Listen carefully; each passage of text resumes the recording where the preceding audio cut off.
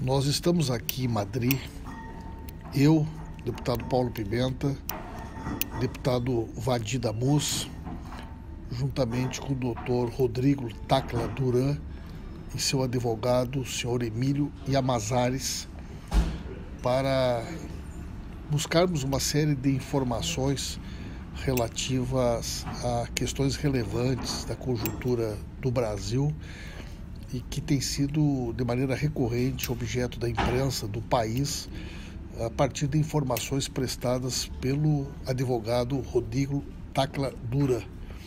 Deputado Vadi.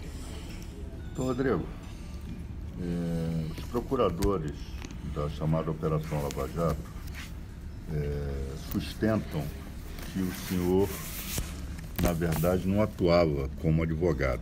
O senhor não prestava, de fato, serviços de advocacia à empresa Odebrecht, que seriam serviços de lavagem de dinheiro. O senhor pode esclarecer essa afirmação para nós? O senhor efetivamente prestava serviços de advocacia para a empresa Odebrecht? Sim, eu trabalhei como advogado da Odebrecht de 2011 a 2016 e isso já foi a público, inclusive, que eles solicitaram ao banco a abertura de conta para pagamento dos meus honorários. E, inclusive, hoje eu estou respondendo a um procedimento ético no Tribunal de Ética na OAB de São Paulo, justamente em razão de suposta revelação de segredo profissional. Isso não aconteceria se eu não houvesse trabalhado como advogado de fato à empresa. O senhor percebia honorários da empresa Odebrecht pela prestação de serviços advocatícios? Correto. Esses honorários eram declarados no Imposto de Renda brasileiro? Todo o meu patrimônio, tanto no Brasil como no exterior, foi declarado a Receita, inclusive os honorários que eu recebia da Odebrecht no exterior. E tanto é verdade que, depois de 2 anos de fiscalização, eu não fui multado, não tive nenhuma sanção pela Receita Federal. Consta dos registros contábeis da construtora Norberto Odebrecht, no ano de 2014, pagamentos mensais de aproximadamente R$10 mil ao seu escritório. Que pagamentos são esses? Esse valor de aproximado de R$10 mil, ele não foi pago ao meu escritório, foi pago à minha pessoa física. Ele consta da minha declaração de imposto de renda pessoa física. E, na verdade, se tratam de recebimentos de aluguéis. Uma vez que eu alugava um apartamento que é de minha propriedade em São Paulo para uso do senhor Hilberto Silva, e que era custeado e pago pela Odebrecht. Quem é o senhor Gilberto Silva? Hilberto Silva. Hilberto Silva era diretor da Odebrecht, diretor que coordenava o Departamento de Operações Estruturadas, meu superior hierárquico. Então, o apartamento que o senhor Hilberto usava em São Paulo, a empresa Odebrecht alugava diretamente do senhor? Sim. E por isso que as acusações que me fazem de doleiro, etc., não tem o menor cabimento, porque jamais você iria alugar o apartamento do seu doleiro. Evidentemente que esse pagamento por si só já revela também uma relação formal pública entre a empresa Odebrecht e a pessoa física do senhor. Sim. São atribuídas ao senhor a propriedade de 12 empresas. Essas empresas controladas ou de propriedade do senhor, o senhor confirma a existência de todas essas empresas? A existência, sim, nem todas são de minha propriedade. Isso já foi, inclusive, esclarecido, porque a Odebrecht, essas 12 empresas foram declaradas pelo Vinícius Borim. Quem é Vinícius Borim? Vinícius Borim foi em teste de fé do Odebrecht, acionista do Minor Bank antigo. E ele declarou que tinham 12 empresas na minha propriedade, quando na realidade não são 12, são 6. Quais são? E as minhas empresas são Vivosant, que não é offshore, é uma empresa espanhola, cuja tributação é inclusive mais cara que a do Brasil. A GVTEL, idem, é uma empresa espanhola, também não é offshore. A Ocean, a Cumberland, a Bonarda e a Nevada. E a Discovery. As demais não são suas? Não são minhas.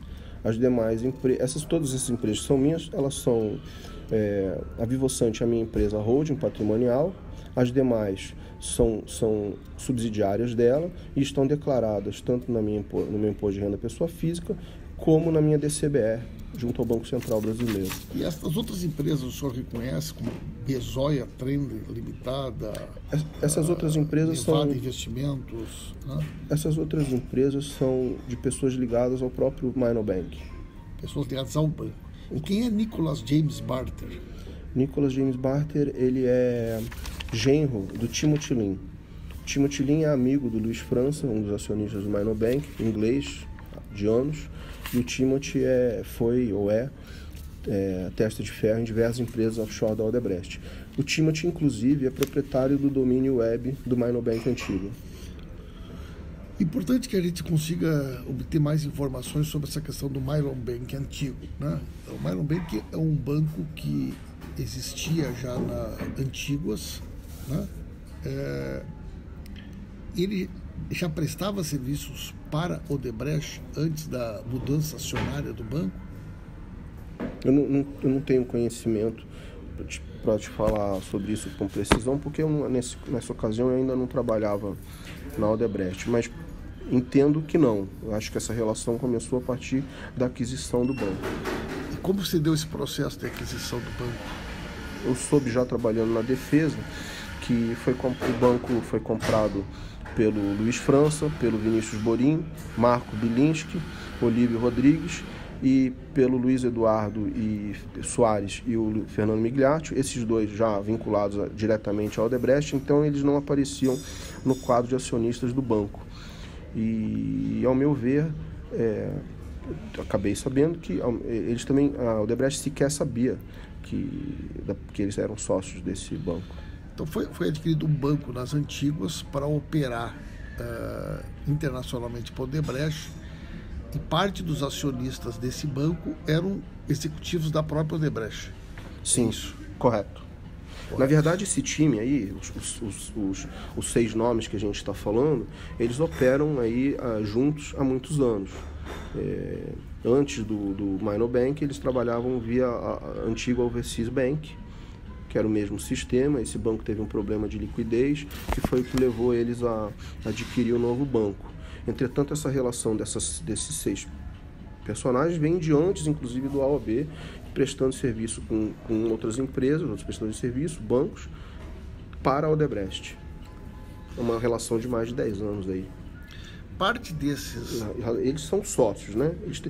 Eles são funcionários do Odebrecht, os dois. Os outros não prestam serviço para o Odebrecht em razão do ligação dos dois, mas, na verdade, eles têm um negócio à parte em sociedade. Então, parte deles são delatores da Odebrecht, que são entre os 77 delatores. Os dois, o Luiz Eduardo Soares e o Fernando Migliaccio. Os extratos apresentados pela Odebrecht na sustentação das delações emitidos pelo Minobank... Não foram emitidos pelo Minobank. Não? Não. Aqueles extratos não são do padrão do banco. Os que eu vi, pelo menos, que eu tive acesso, não são do padrão do sistema do banco. Tem incongruência de datas, tem incongruência de referência, de descrição do movimento. Então o senhor afirma que aqueles extratos apresentados pela Odebrecht e aceitos pelo Ministério Público na delação do Odebrecht são montados. Não são extratos do padrão do Minobank? Não. O que leva o senhor a afirmar isso? Porque eu tenho minhas contas no Minobank foram declaradas. Eu tenho os extratos verdadeiros, como o sistema emitir os extratos. Usei os extratos em diversas situações legais, porque minhas contas, ao contrário do que eles alegam, eram declaradas. E me estranha muito o Vinícius ter declarado que as contas minhas são, vamos dizer, irregulares, porque ele tem perfeito conhecimento que o dinheiro chegava na minha conta no Minobank Antigua via Banco Central do Brasil.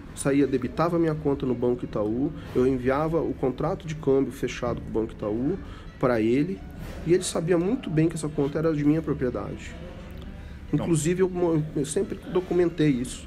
Não, perfeito. Isso em relação à sua conta, aos seus extratos. Mas em relação a terceiros, o senhor pode verificar pelo padrão de emissão de extratos do banco, que aquilo que foi apresentado aos procuradores, os procuradores aceitaram como verdadeiros, são planilhas de extratos falsos, forjados? Sim.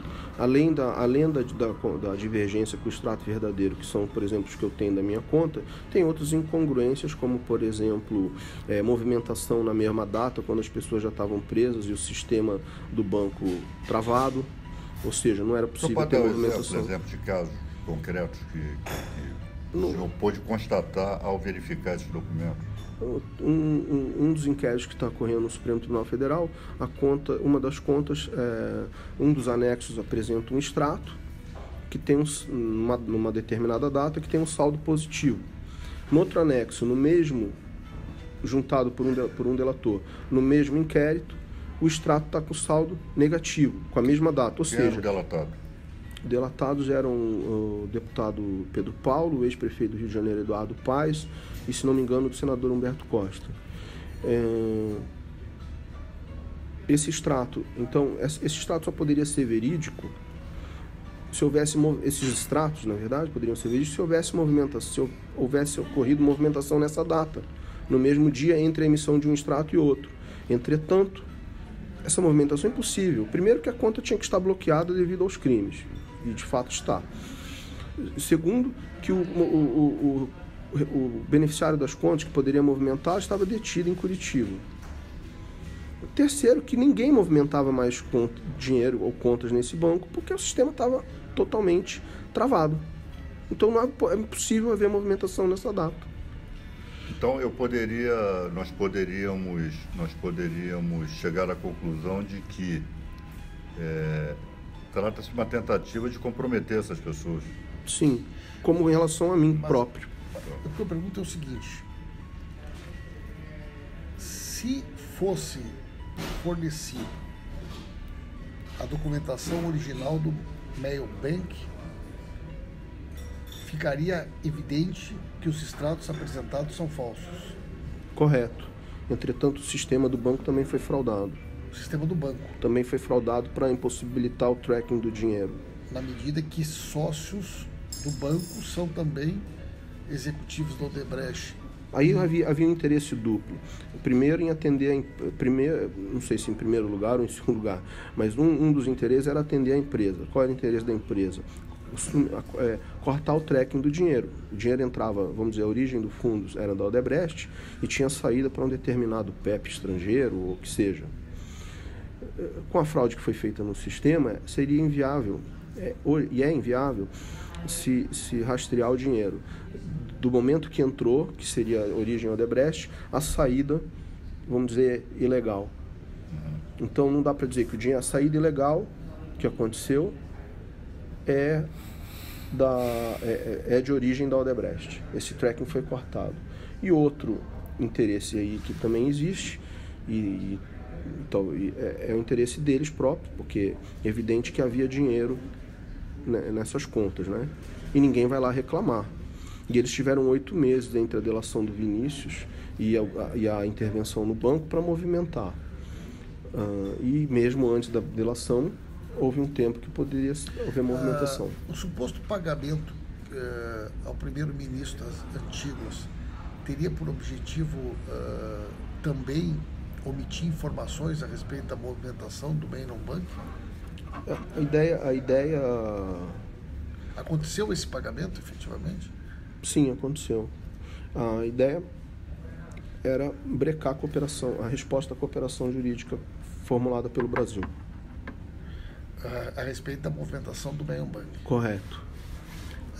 No caso da suspeita de que em determinadas delações são omitidas informações a respeito de contas, como uma estratégia de negociação, onde o delator recebe determinados benefícios, entre eles a proteção de contas, né?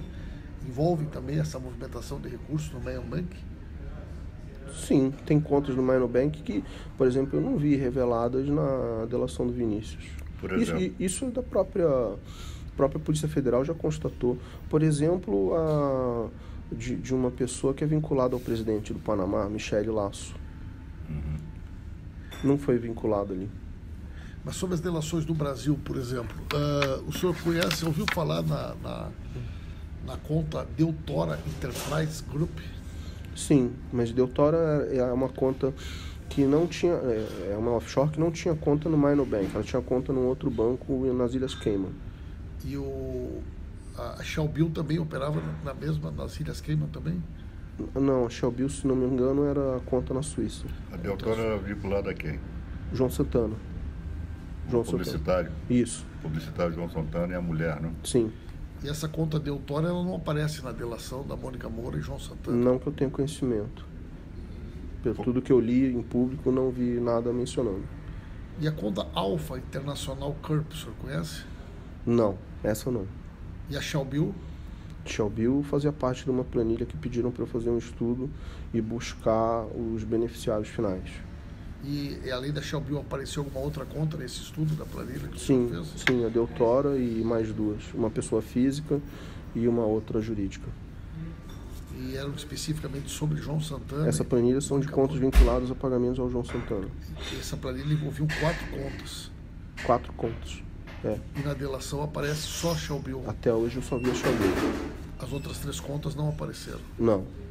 Mas nessa planilha que o senhor Sim. elaborou, elas aparecem? Não fui eu que elaborei. Foi alguém do Departamento de Operações Estruturadas, uma das moças lá, não me lembro, acho que a Ângela, não me lembro. Eu tenho o arquivo eletrônico original. O senhor tem o arquivo eletrônico original dessa planilha? Sim, tenho. Que envolve as 4 contas? Sim.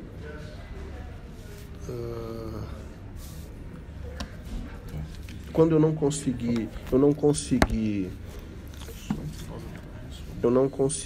localizar o beneficiário final das contas e relatei isso ao Hilberto. Ele ficou muito chateado porque colocou que era aí sim ele me colocou que eram pagamentos ao João Santana e que era muito importante haver conseguir isso, porque na verdade a ideia da Odebrecht era pressionar a presidente Dilma através dessa informação a paralisar investigações, coisas nesse obstrução da justiça.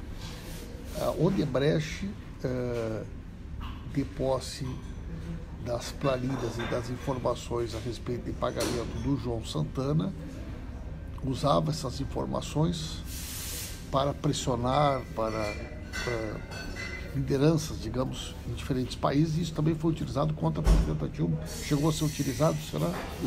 Creio que não, porque o Hilberto ficou muito chateado que eu não consegui ter sucesso em obter. Mas a ideia era essa. O Hilberto que o senhor fala é... Hilberto Silva. Hilberto Silva. O Hilberto Silva foi identificado como o responsável pelo sistema Drauzes.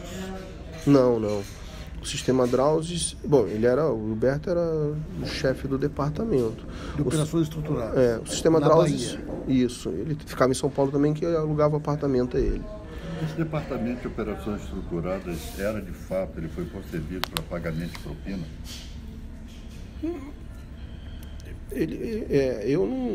Quando eu cheguei já estava criado, né? Mas, veja bem, não fazia só pagamento. Havia situações de pagamentos também que não se tratam de propina. Havia situações estratégicas que a empresa queria fazer um pagamento e não queria aparecer por uma questão de planejamento fiscal. Coisas normais de uma empresa. Eu, por exemplo, comecei a trabalhar lá, eu não podia detectar que aquilo era voltado para esse tipo de prática ilícita, até porque se havia esse tipo de prática ilícita, isso daí não era disseminado e falado com qualquer pessoa recém-chegada. Eu trabalhei 5 anos com pessoas que trabalhavam há 30, 35, 25 anos de casa. Claro, a partir de um determinado momento você cria uma confiança, etc. Mas eu poder dizer que em 2, 3 anos sabia, não, porque eu via uma série de operações de planejamento fiscal, operações normais da vida, do dia a dia de uma empresa. O Hilberto não era o responsável pelo Drauzes? Não, o Drauzes foi quem era o responsável, era o irmão do Luiz Eduardo. Explica para nós o que é o Drauzes. O Drauzes é um sistema de comunicação. São desktop virtuais que criavam login e senha, você se comunicava. Uma rede interna. Mas essa rede interna era controlada pelo Luiz Eduardo, que, por exemplo, uma pessoa... O Luiz Eduardo, ele ficava no Departamento de Operações Estruturadas. Isso. Uma pessoa só poderia falar com a outra via Drauzes se ele autorizasse. O Luiz Eduardo era da equipe do Huberto. Huberto. Administrador Do sistema. Ele era da equipe do Huberto. Huberto. Isso. Eu, por exemplo, nunca falei com o Huberto. Entendeu? O Luiz Eduardo do banco também. Mas o Drauzes foi concebido com que objetivo? De comunicação segura. Só para a gente entender aqui, o Luiz Eduardo, ele fazia parte do Departamento de Relações Estruturadas, da equipe do Huberto, mas ele era também sócio do banco antigo. Correto. Sim. Né? Ele e o Fernando. O Fernando era de que setor da Odebrecht? O Fernando também era diretor da Odebrecht muitos anos. Mas do mesmo? Sim, tesouraria. Tesouraria. Tesouraria. Ele sempre trabalhou, acho que na área de tesouraria. E aí estava no departamento de operações estruturadas e ele fazia. E os dois, em nome da Odebrecht, faziam operações no banco sem que a Odebrecht soubesse que eles eram também sócios do banco. Que a Odebrecht não sabia que eles eram sócios do banco, certeza. Agora, que eles faziam operações que a Odebrecht não sabia... Não sabia que eles eram sócios. Não, a Odebrecht não sabia que eles eram sócios. E eles faziam operações que a Odebrecht sabia e operações que a Odebrecht não sabia. Porque, como eu falei, eles são sócios. Então, em relação a isso, salvo engano meu... Eles são tão sócios que o imóvel onde o banco situava em São Paulo é de propriedade dos 4 acionistas do banco e do Fernando e do Luiz Eduardo. Entendi. O imóvel é de propriedade dos 6. Mas, salvo engano meu, o senhor teria declarado aí nas entrevistas à imprensa de que algumas operações de entrega de dinheiro, né, ou para político, seja lá para quem for, legais ou ilegais, muitas vezes o dinheiro não chegava ao destinatário. No meu trabalho era lá... embolsado, digamos assim, por aqueles que deveriam entregar o dinheiro. Sim. Que lançavam no sistema como se fosse propina. Sim, haviam entregas simuladas por pessoas que roubavam dinheiro. O senhor tem exemplo? De dinheiro físico? Dinheiro em espécie?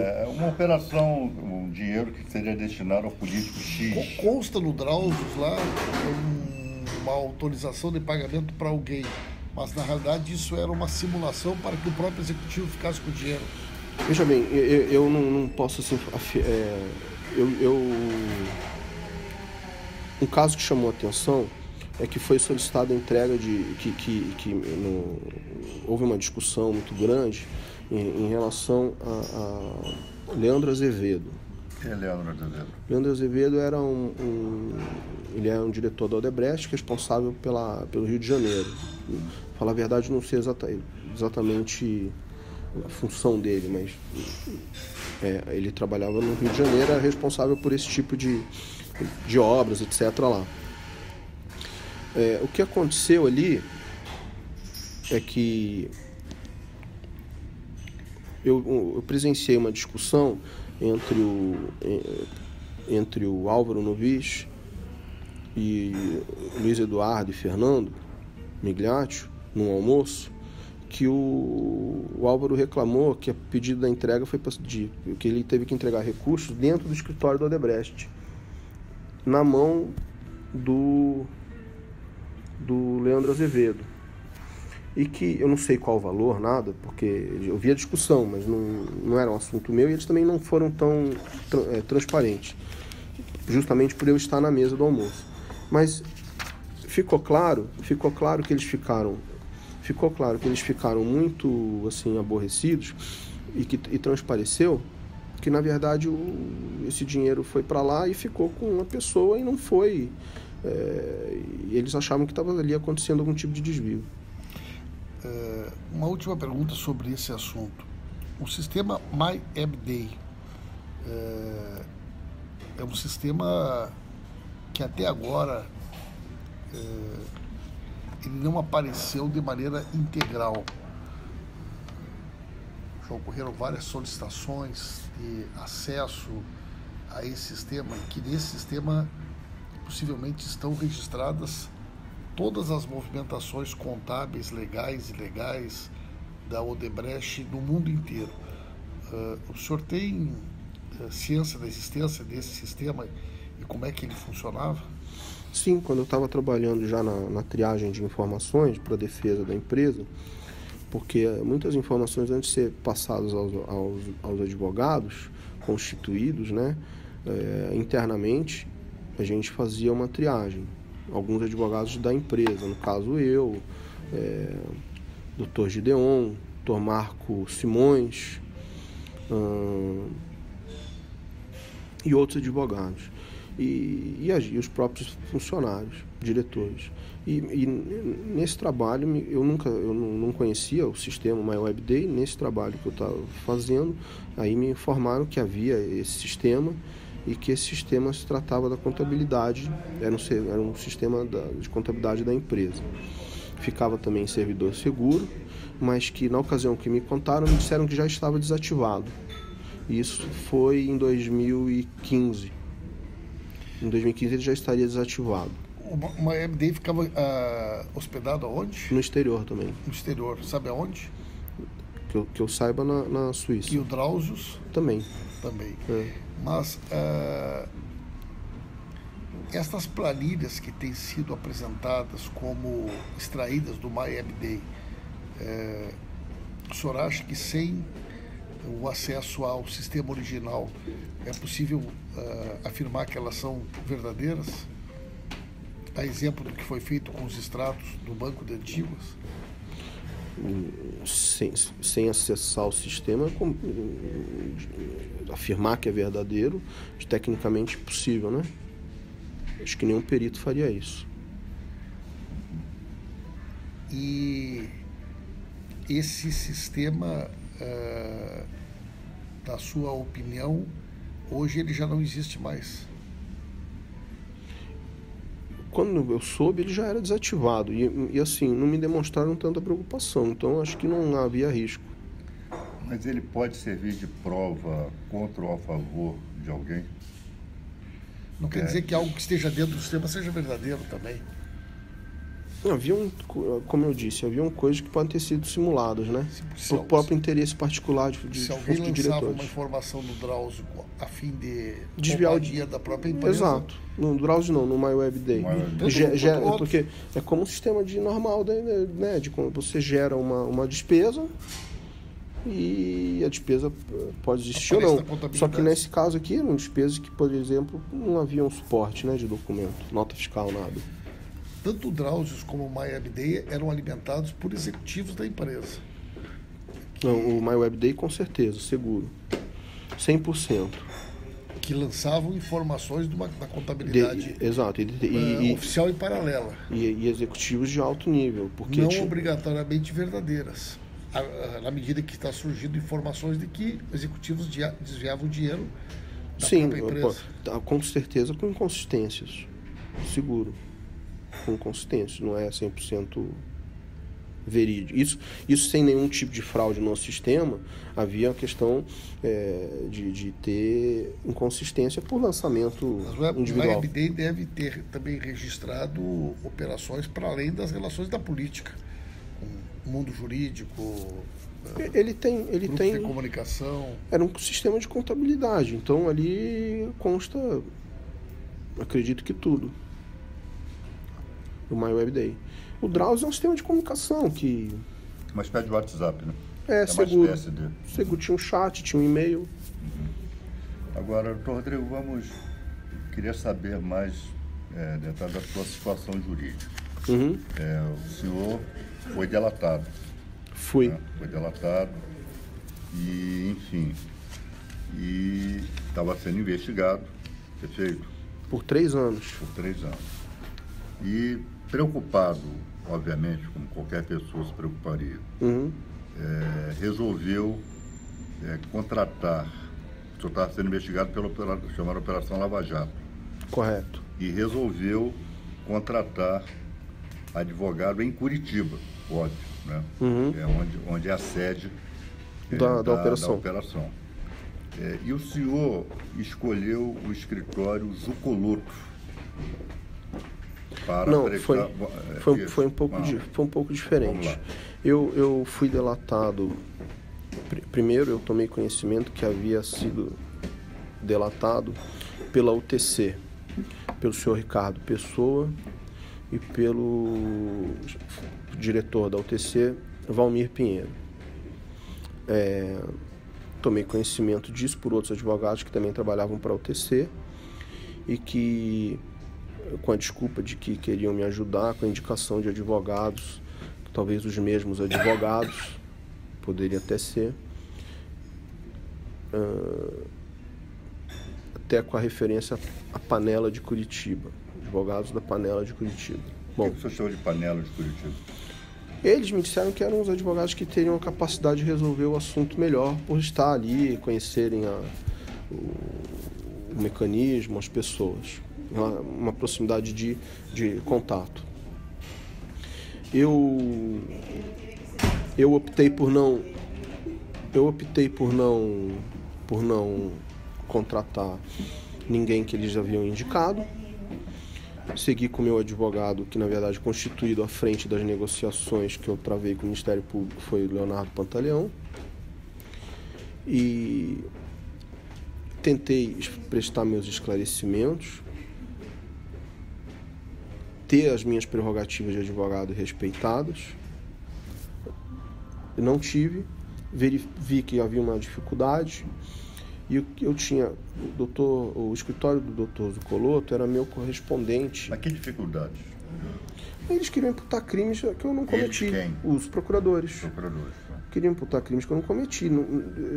Converter o trabalho de advogado, Quais criminalizar. Quais procuradores foram conversar? Eles queriam criminalizar o trabalho de advogado. Porque não é porque você tem uma informação, porque você está protegendo o teu cliente, ou porque você está orientando o teu cliente, na prática, se ele praticou ou não um crime, isso não vem ao caso, que você é criminoso. Né? Não é porque você recebeu do cliente, você está lavando dinheiro. Eles falam que eu saquei 61 milhões numa entrevista coletiva, e ao mesmo tempo que o informe da Receita Federal mostra que em 10 anos eu saquei 435 mil. Qual eram os procuradores que o senhor conversava? Inicialmente.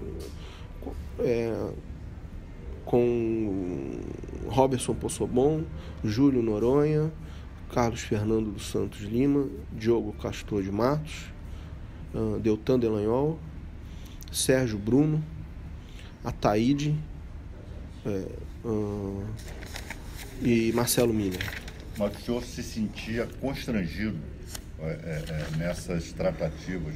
Não tratativas, mas ou nesses interrogatórios, enfim. Com certeza. Se sentia constrangido? Com certeza. Porque imagina, eu como advogado, eu sou advogado há 20 anos, a gente tem um pouco de experiência com essa situação. Para nós, advogados, chegar ao ponto de se constranger, eu imagino a quem não é operador do direito. E, evidente, constranger no sentido, inclusive, de querer trazer familiares para dentro da investigação, que nada tem a ver com isso. Houve essa ameaça? Sim. De trazer algum familiar seu? Sim, simplesmente por ser sócio no escritório de advocacia. Quem? A minha irmã. Sua irmã? Sim. Sua irmã é advogada também? Também. Uhum. Sócio no meu escritório. Ela nunca trabalhou para empreiteira nenhuma, até porque ela trabalha em outra área, ela faz direito de família, outra direito civil, trabalhista, não trabalha na área de empreiteira. E eles queriam colocar, não, é melhor fazer, colocava a situação melhor pôr para dentro do acordo, que protege. Na verdade, é aquela coisa diz que está ajudando, mas na verdade está te colocando. Mas a ameaça objetivava o quê? Que eu celebrasse o acordo. Uhum. Que eu celebrasse o acordo. E foi feito as reuniões, eu acabei procurando o Zucoloto para tentar ajudar nessa questão. É isso que eu quero saber. Por que o escritório Zucoloto? Porque ele já era meu correspondente em Curitiba há tempos. Uhum. Então é natural que eu procurasse uma pessoa de Curitiba, da comarca, que evidentemente teria mais acesso, e ali nós estamos falando, não é questão de acesso ilegal, nada, ali é uma negociação, o direito penal negociado, né? O Zucoloto não é advogado trabalhista? Na época ele era seu correspondente de ações Ele criminais? eu nunca fiz direito O penal. senhor procurou o Zucoloto pela sua capacidade jurídica? Ele fazia execução fiscal, ele cuidava de execuções fiscais, cuidava de assunto trabalhista para mim na questão como correspondente. Essa questão eu coloquei que era uma questão pessoal penal, se ele tinha como O senhor sabia que, ajudar. por exemplo, a esposa do juiz Sérgio Moro era sócia do escritório do Zucoloto? O senhor sabia? Sim, soube depois. Não, depois ou... Depois que contratei ele, não antes disso daí. Antes de eu falar com ele sobre isso, sabia. Não, sim, quando o senhor o procurou, o senhor já sabia que ela era... Para isso, sim. Para falar para ele ver se podia me ajudar com relação à negociação, eu sabia, sim. É possível que o escritório de advocacia possa ajudar, facilitar um processo de delações quer dizer, que tipo de relação é essa que o senhor esperava que ele pudesse ajudar? Eu me pautei um pouco, vamos dizer, no que o pessoal da UTC havia comentado e falado. Olha, a gente arruma um advogado, o pessoal da panela de Curitiba, tal. Eu não queria um advogado. O Zucoloto faria parte da panela de Curitiba. Eu não queria um advogado vinculado ao UTC, queria um advogado meu. Sim. Então eu não aceitei isso. Mas aquela questão que eles falaram que os advogados de Curitiba poderiam resolver, e como eles já haviam tido experiência própria de haver feito o acordo do Ricardo e da própria companhia, eu entendi que aquilo tinha um fundamento. E como eu tinha um correspondente em Curitiba, não para assunto penal, para outros, eu procurei para perguntar se ele não fosse, quem ele poderia indicar como advogado para tratar desse assunto para mim. E ele se prontificou a tentar aconselhar e resolver. As suas tratativas com o doutor Zucoloto se deram pessoalmente? Não, eu já estava nos Estados Unidos, né? Viajando, talvez eu estivesse até no Brasil alguns dias, mas eu estava viajando bastante porque eu já estava tratando também da colaboração com os Estados Unidos. Tá, como é que se deram essas tratativas? Por meio de quê? Pelo Wicker, pelo aplicativo Wicker. Wicker? Isso. Wicker é que criptografa... E apaga as mensagens automaticamente nos dois dispositivos. Tá, quando o senhor se apresentou a ele dizendo que queria a contratação de serviços dele, como é que se desenvolveu a conversa? Eu me apresentei, não, ele já sabia que eu era cliente, que eu era correspondente. Mas o senhor manifestou a ele a intenção, olha, falei que eu tinha contratá-lo para... Não, não foi no sentido de contratá-lo. Eu procurei e falei, olha, eu estou com um problema assim, pessoal, aí em Curitiba, Lava Jato, e não sei se você tem como ajudar a trabalhar nisso ou indicar alguém. E aí ele se ofereceu a ele ia trabalhar para saber, ele ia trabalhar informações e saber como que estava o caso. E ele fixou honorários? Depois de não, a priori não, ele ia levantar como estava o caso. Antes disso, essas tratativas que o senhor teve com ele, o senhor pode comprovar que elas efetivamente existiram? Eu tenho as mensagens, eu fotografei as mensagens. O senhor fotografou as mensagens? Sim. Sim, mas vamos lá. Qual é o conteúdo dessas tratativas? Que olha, o senhor está contratando serviço advocatício. Então a priori eu pedi para ele. Consultei ele falou que ia verificar se havia possibilidade. Não falamos em honorários. Certo. No segundo Mas momento. verificar o quê? Verificar se havia possibilidade e condições de fazer o acordo da maneira.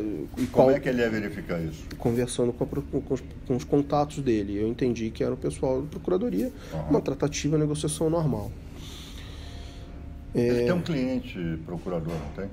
Eu não sabia, eu soube pela Folha de São Paulo, o doutor Carlos Fernando. É cliente dele? Eu soube pela Folha. Tá. E Carlos Fernando Santos Lima.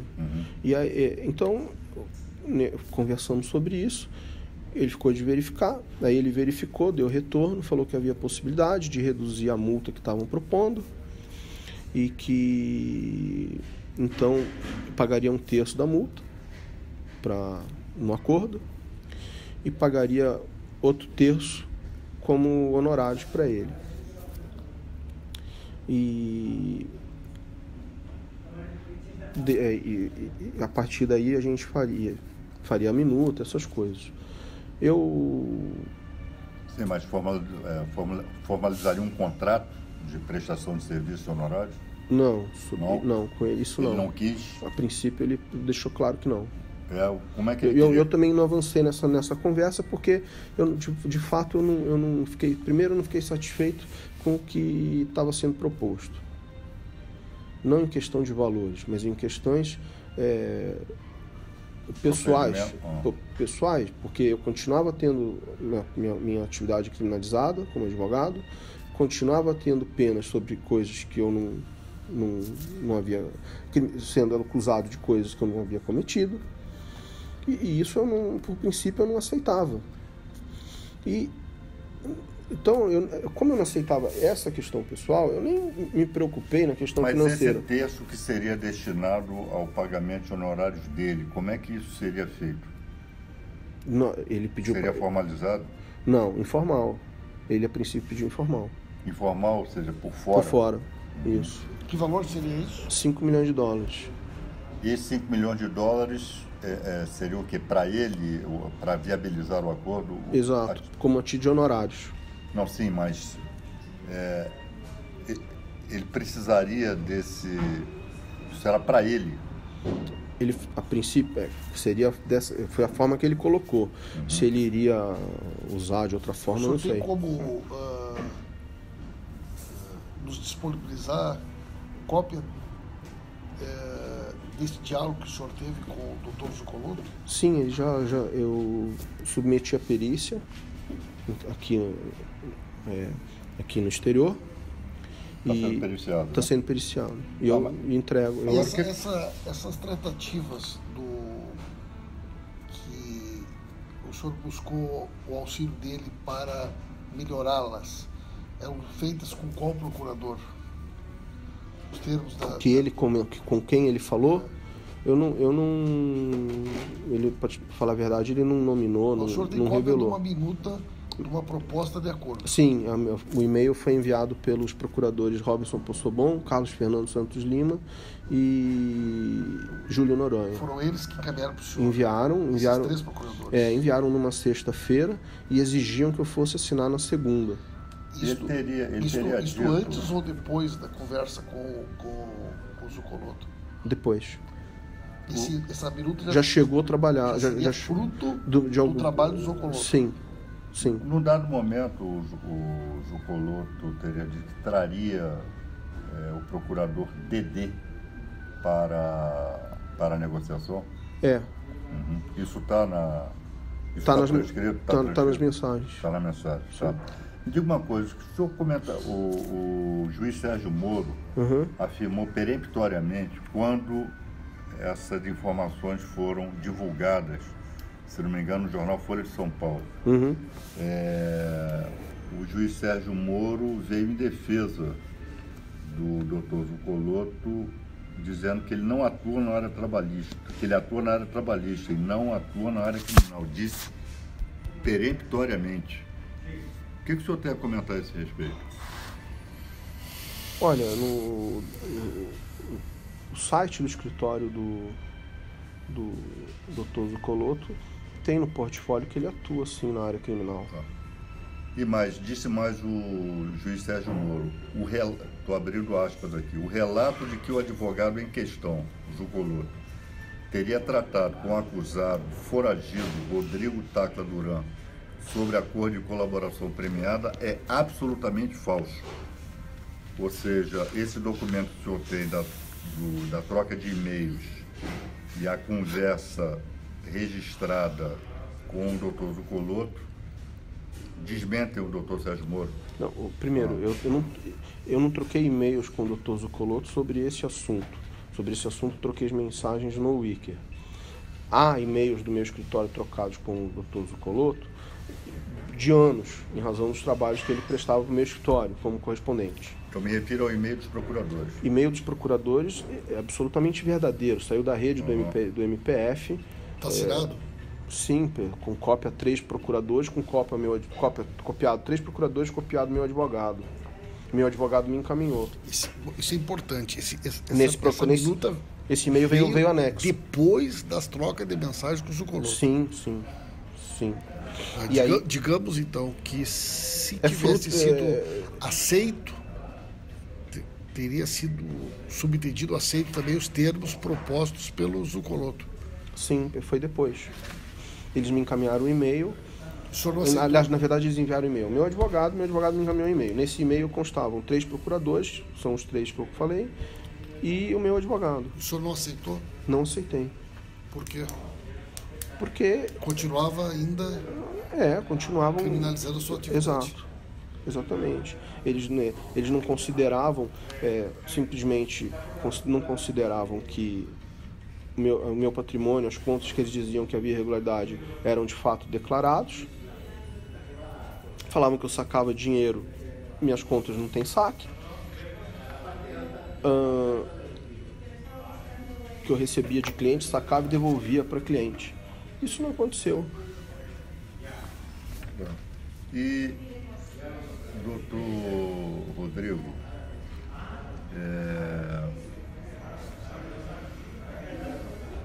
teria havido, o senhor tem conhecimento,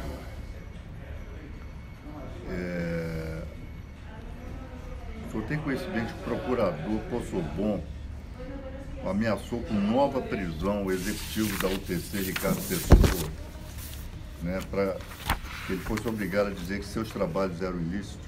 Sim, foi o que me foi falado. Por quem? Pelo advogado, pelo Dr. Ivan Carratu. Dr. Ivan Carratu, quem é? É advogado também da UTC. Uhum. Ou seja, depois eu vim a saber que isso de fato se confirmou, porque nessa ocasião que ele me contou, isso aí ainda estava sob sigilo. Entretanto, quando foi pedida a minha prisão, eu tive acesso aqui na Espanha a cópia cópia dos autos, pelo menos ao que chegou aqui na Espanha. E aí nesses autos constam, por exemplo, uma complementação de delação premiada com declarações do Ricardo Pessoa, do senhor Ricardo Pessoa e do senhor Valmir Pinheiro. Essas declarações foram feitas no endereço do escritório da própria UTC, sem a presença de qualquer autoridade policial ou do Ministério Público. Subentende-se, então, que estavam sentados na mesma mesa, sem qualquer autoridade, os 2 delatores e os seus respectivos advogados. Diga-se de passagem, uma das advogadas deles também é advogada da Odebrecht. Qual é o nome? Doutora Carla Domênico. Carla Domênico. E na qual, basicamente, eles afirmam que parte do que eles me pagaram eu devolvi a eles em dinheiro, como perguntados pelos advogados deles próprios, eles responderam que eu ia regularmente, a cada determinado tempo, à garagem do prédio da UTC. E isso é mentira. Eu nunca estive no prédio da UTC. Gostaria até, se possível, ter oportunidade, porque até hoje meu processo não tem inquérito policial, não tem investigação. Eu gostaria de ter oportunidade de submeter meus telefones para que fossem verificados que eu nunca estive nessa região da UTC.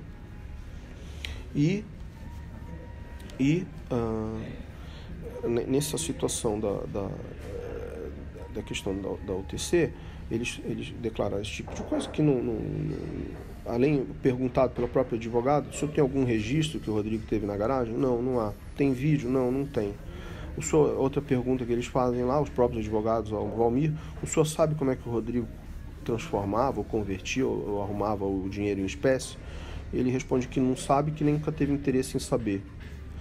Então, juntam documentos, que são quais documentos? Os meus recibos da Sociedade de Advogados, que tiveram impostos retidos, quer dizer, documentos que não são nenhum plus, não são nenhuma prova que o Ministério Público não tivesse. Né? Por exemplo, me chama muito a atenção que são documentos muito menos valiosos, muito menos importantes aos que eu propus ao Ministério Público entregar quando tentava fazer o meu acordo.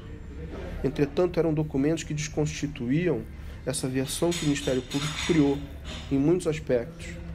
Então eu senti, nesse momento, hoje, vendo o que a UTC fez comigo, e aceito, eu vejo que parte do problema também, que meu acordo não foi aceito, é que eu desconstituía uma versão que já vinha sendo criada. Então, em vez de eu somar, de eu construir uma versão de acusação, eu estava atrapalhando. Pois é, com base nessa sua afirmação de agora, que o senhor, pela sua própria experiência nessas tratativas, nesses interrogatórios, e aquilo que o senhor ouve ou possa ter ouvido de outras pessoas na mesma situação, o senhor acha que há um padrão nessas tentativas de obtenção de delação, um padrão de selecionar aquilo que interessa, aquilo que não interessa, do ponto de vista da verdade que a operação quer construir? Sem dúvida. Ela, por exemplo, no meu caso, como eu trabalhei muito para o Odebrecht no exterior, eu tinha uma situação de ter mais informações no exterior. Isso nunca foi de interesse também deles. Interesse deles voltado ao Brasil, principalmente a políticos. Tá, me diga uma coisa. O advogado Vicente Paula Santos, o senhor conhece? O senhor já teve alguma relação profissional com ele? Não tive. Tá. Mas ouvi falar agora, recente, parece que ele foi sócio do Zucoloto, ou tem escritório no mesmo endereço, algo assim, e também defende o procurador, ou defendeu o procurador Carlos Fernando. O senhor teve algum contato com o procurador Marcelo Miller? Sim, ele esteve presente em uma reunião em Curitiba, nas negociações. O procurador Marcelo Miller não era da equipe de Curitiba? Não, ele era de Brasília. Mas participavam das conversas com o senhor? Participaram de Brasília o Dr. Marcelo Miller e o Dr. Sérgio Bruno. Dr. Sérgio Bruno. Sim, eles participaram a partir da segunda ou terceira reunião que eu tive, não me lembro bem, mas a partir do momento eles participaram sim, porque eles haviam interesse em saber se eu teria como alguma informação ou situações que envolvessem pessoas de fora privilegiado. O Marcelo Miller, no caso... Foi essa a justificativa que me deram para que eles estivessem presentes na reunião. O Marcelo Miller, o senhor recorda de alguma questão especial da participação dele nos depoimentos que foram prestados pelo senhor ou nas conversas? Sim, eu comentei como eu havia iniciado uma negociação, eu procurei ser primeiro mais leal e mais franco possível.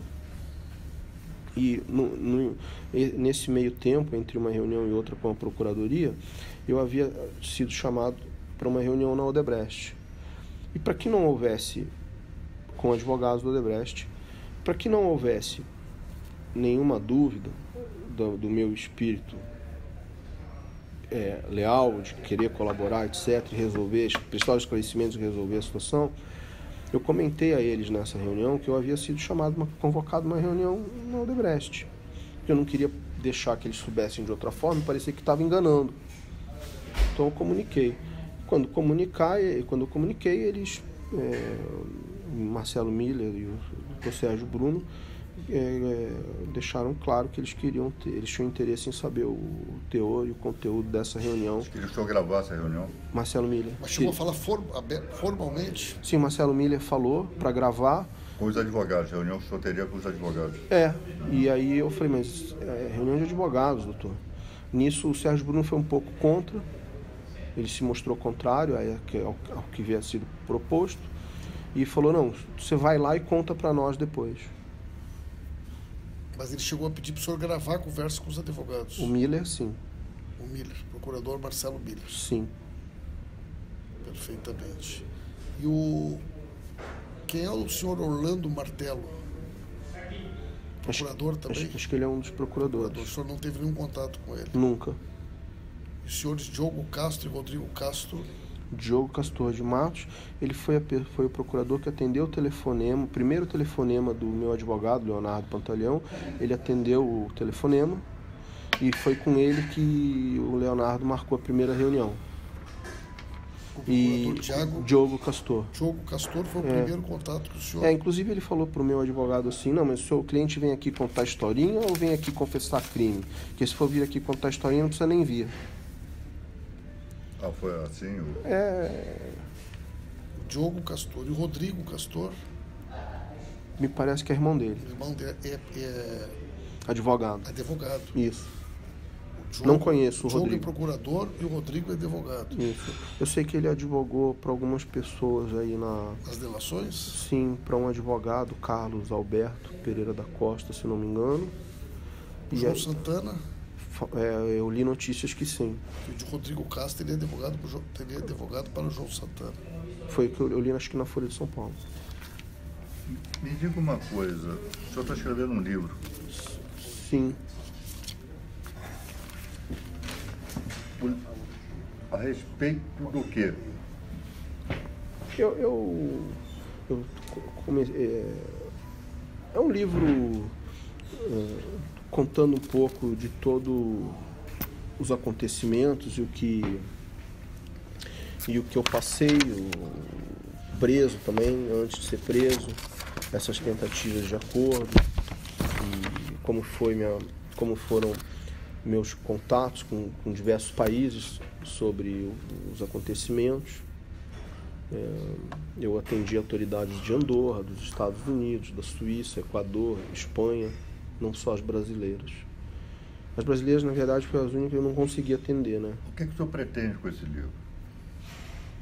Eu não terminei ainda nada. Eu, na verdade, estava escrevendo tudo porque, principalmente, comecei a fazê-lo quando eu estava preso. Mais uma forma de passar o tempo. E ainda não terminei. Vazou aí, infelizmente. A gente estava fazendo um trabalho gráfico para poder ir arquivando e acabou vazando. E uma coisa me ocorreu agora, aqui, a partir da sua experiência, daquilo que o senhor tem conhecimento, da experiência de outros, né, que passaram... Mas só um parênteses sobre o livro, eu não publiquei e ainda não está pronto nada, não sei ainda exatamente quando vai estar, se vai ser publicado, porque eu tenho agora essa questão com a OAB, que inclusive ela entende que eu, por ter dado uma entrevista à Folha de São Paulo, eu havia quebrado o sigilo profissional. Entretanto, eu sou acusado pela empresa que também diz que eu não era advogado, é uma situação inusitada. Se a OAB entende que teve quebra de sigilo, então eu sou advogado, de fato eu era. Entretanto, para me defender, Tovadio, como ex-presidente da ordem, conhece muito bem o estatuto, código ético, eu posso me defender, eu devo me defender. Então, a OAB aí tem um procedimento, vou responder, respeitar. Vou lutar pelo meu direito de ser advogado e as minhas prerrogativas. Claro.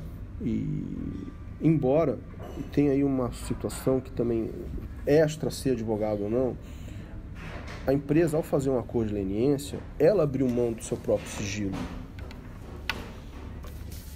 Se alguma coisa que eu estou falando está incomodando e significa que ainda está sob sigilo, subentende-se que então ela não abriu todo o sigilo. É verdade. Não é? E se ela não abriu todo o sigilo, ela está irregular com o acordo que ela firmou.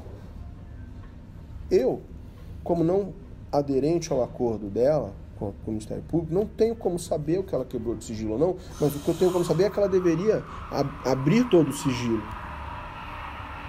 Então, eu entendo, inclusive, que nesse procedimento ético que eu estou respondendo, e eu muita liberdade de falar a você, porque Vossa Excelência, por ter sido presidente da ordem e ter conhecimento do assunto tecnicamente. Isso, inclusive, tem a perda de objeto. Por quê? Se a empresa abriu sigilo, por que falar em sigilo em relação a mim? Ainda mais que tenho que me defender. Não, tá. Mas eu vou respeitar o procedimento, estou respondendo. Eu vou fazer só E o livro também Perfeito. um pouco de suspenso, porque eu não posso me defender de outra maneira. Só vou fazer uma última pergunta ao senhor. Pela minha experiência como advogado, por tudo aquilo que o senhor está passando, enfim, ao longo da vida, nós às vezes somos procurados por pessoas não para não por força da capacidade técnica. Algumas pessoas acham, não, ele é amigo do juiz. É muito comum, por exemplo, na área criminal, o advogado de porta de cadeia, o chamado advogado de porta de cadeia. Não gosto desse tipo de expressão, Sim. Isso é preconceituoso. Com a nossa classe, mas existe. Que as pessoas procuram aquele advogado que aparece porque é amigo do delegado, porque é amigo do carcereiro, porque é amigo do juiz, etc. Do escrivão. O senhor está percebendo isso, a existência desse tipo de profissional nessas operações, ou seja, o advogado que é contratado, que é procurado porque tem condições de resolver o problema? Sem dúvida nenhuma. Nós, na nossa profissão, a questão que você levantou do porta de cadeia, tá uma expressão que denigra inclusive a classe. Eu não vejo ela de maneira saudável, mas nós não podemos assim dizer que não existe. Existe o advogado da madrugada que está lá que é chamado quando tem um problema de noite na delegacia. Isso é uma coisa inerente à nossa profissão, que conhece o escrivão, o próprio delegado indica, do plantão, exatamente. Advogado. Exatamente. Eu acho, a única coisa que eu acho que a gente pode traçar aí um paralelo, que o que acontece é que nesse tipo de ambiente, de crime, etc., de delegacia, da madrugada, essas coisas que acabam entrando esse tipo de profissional atuando, eu acho que isso daí foi, de certa forma, trazido um pouco para dentro da Operação Lava Jato. O senhor acredita que assim como existiam ou existem advogados que têm mais facilidade em função das suas relações para agilizar a soltura de alguém de uma delegacia na madrugada, existem advogados que se especializaram pelos relacionamentos que estabelecem com o mundo jurídico da Lava Jato? Sim. Ele a única coisa que muda o crime e o ambiente, né? A delegacia é outro lugar também. E os valores. Mas o modus operandi é o mesmo. É uma espécie de tráfico de influência. Parece que o doutor Zucoloto atuaria nesse sentido. Pode ser. Como outros profissionais competentes, não é a questão. Não, sim. E cada profissional na sua área, né? Uma forma de atuar. Doutor Rodrigo Tacladura, a gente quer concluir essa conversa dizendo da importância das questões que foram colocadas, a denúncia, né, de que planilhas, de que extratos que suportam, né, a delação da Odebrecht são documentos que foram elaborados para a delação, não o contrário, ou seja, a delação estar sustentada em documentos previamente existentes, revela um modus operandi que também ocorreu na delação da JBS, possivelmente da UTC, que, enfim, né, o senhor que teve a oportunidade de prestar depoimentos nos Estados Unidos e em outros países, consegue perceber essa distinção entre procedimentos investigatórios do Ministério Público, dos órgãos governamentais do Brasil e de outros países? Sim, sem dúvida. Eu atendi diversos países na qualidade de testemunha. Em alguns deles, a condição de testemunha teve que aguardar uma certa maturação entre o que era informação privilegiada, no sentido de eu haver sido advogado, até para não contaminar o caso, porque seria uma prova nula, e a partir de determinados parâmetros, respeitadas as prerrogativas de advogado, poderia ser testemunha. E como de fato aconteceu. Eu vejo que alguns países, no caso que eu tive, têm a mesma legislação de acordo, como outros não têm, que o Brasil não tinha, né? E a justiça não deixa de ser eficaz ou não por conta da legislação do acordo. Rodrigo, para encerrar mesmo, o senhor estaria disposto a depor publicamente, né, perante órgãos brasileiros acerca de tudo que foi relatado aqui? Sim, eu sempre tive à disposição.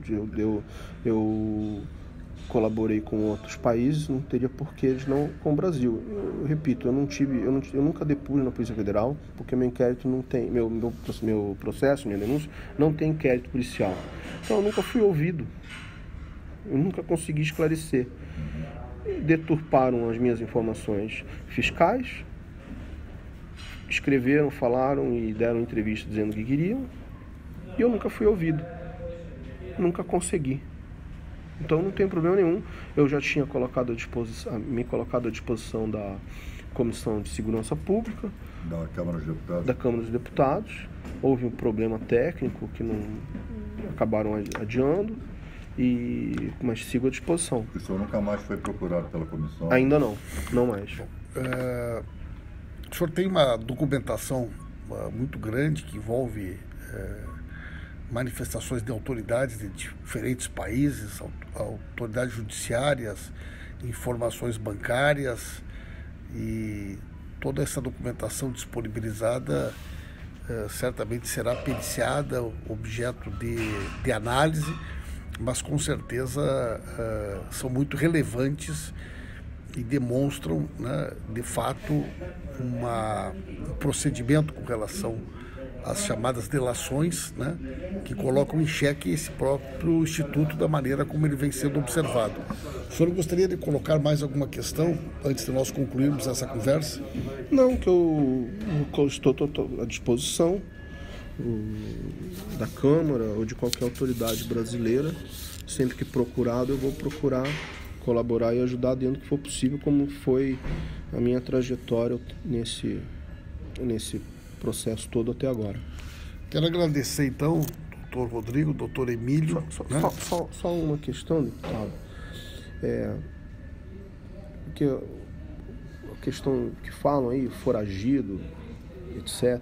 Veja bem, eu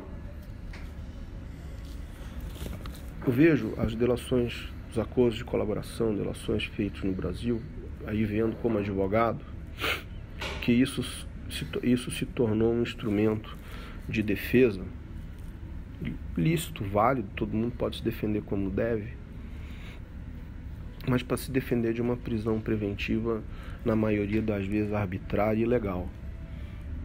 Eu até tentei essa via do direito como um dispositivo de defesa. Entretanto, diante do como caminharam as coisas com o Ministério Público Federal, que, além de não fazer o acordo comigo, sempre inviabilizou e trabalhou contra que eu fizesse o acordo em outros países. Diante desse quadro, eu, como advogado, tracei a estratégia que eu passei a usar, e eu fui usar a extradição como procedimento jurídico válido, regular, um instituto que é reconhecido na legislação em diversos países como defesa a uma prisão preventiva ilegal e arbitrária.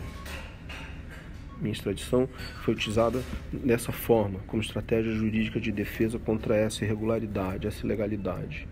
Não sou foragido, tenho meus passaportes em mãos, posso viajar para onde eu quiser, quando eu quiser. Respondi a todos os processos aqui na Espanha, a carta rogatória, a todos os procedimentos de cooperação internacional de outros países. Eu só não posso viajar porque eu sou ameaçado pelas autoridades brasileiras de quererem insistir em fazer uma detenção ilegal, preventiva. Depois de responder. Preventiva o quê? Depois de responder a tudo isso que eu respondi. Eu não estou fugindo, tenho endereço, tenho domicílio, profissão. E se eu fosse foragido, a Justiça Espanhola teria me prendido. Eu não sou foragido. Eu só queria deixar esse registro claro. E se pudesse, eu iria à Câmara dos Deputados pessoalmente. Não vou por isso. Então, para atender a qualquer autoridade, etc., nesse momento, porque a 13ª Vara de Curitiba insiste nessa ilegalidade, eu tenho que, infelizmente, fazer essa colaboração ao meu país, à distância via videoconferência. Muito obrigado, doutor Rodrigo. Muito obrigado, doutor Emílio, deputado Vadir Damus. Nós estamos concluindo, então, essa nossa conversa, esse nosso diálogo aqui em Madrid, com o doutor Rodrigo Tacla Duran.